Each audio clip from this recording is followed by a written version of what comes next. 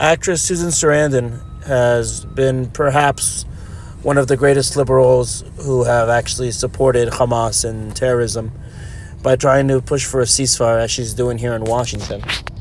I think, this is a little world right here, the way that this works, and his concerns with keeping his job and his finances coming in, whatever. Of course. But you have to peek out and see that outside of this bubble, most of the world understands that there's a genocide happening. Actual genocide that's happening is not from Israel, but it's from Hamas.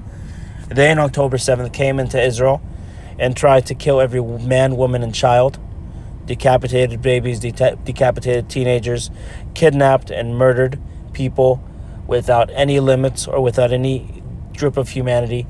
Yet Susan Sarandon is promoting this kind of ceasefire, which either she is oblivious to the fact that a ceasefire will only embolden Hamas to do this again, or she is complicit with Hamas and she wants Hamas to make another October 7th massacre, which in a sense was a small genocide, and it was actually one of the most atrocious things that have happened to the Jewish people since the Holocaust.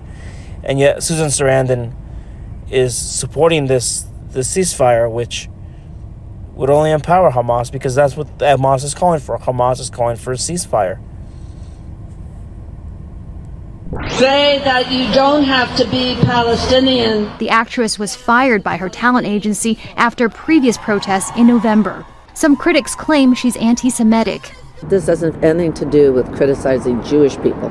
This has to do with criticizing what Israel is doing now that's killing so many people. They're calling for a ceasefire, but as much as, yes, there are innocent people that are being killed from collateral damage, the reality is that this war must go on, because if it doesn't go on, then Hamas will be empowered. And these people are, as much as maybe they have good intentions and they're singing for a ceasefire, reality is the ceasefire is only going to embolden Hamas to want to do more terror attacks, and they're inadvertently supporting terrorism by doing so. عمر بس تضلك ذكرني المكان هذاك. دخل جوا.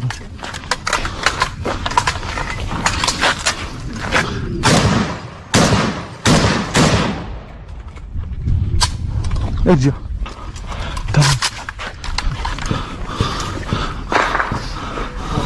تمام. We're taken hostage.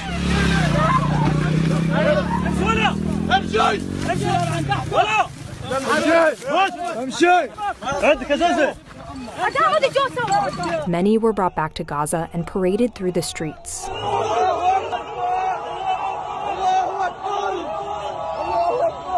In a video circulated by Hamas affiliates, one captive can be seen wearing what looks like the Blue Festival wristband. This video shows a Hamas official being interviewed on Lebanese television. He claims everything Hamas has done is justified.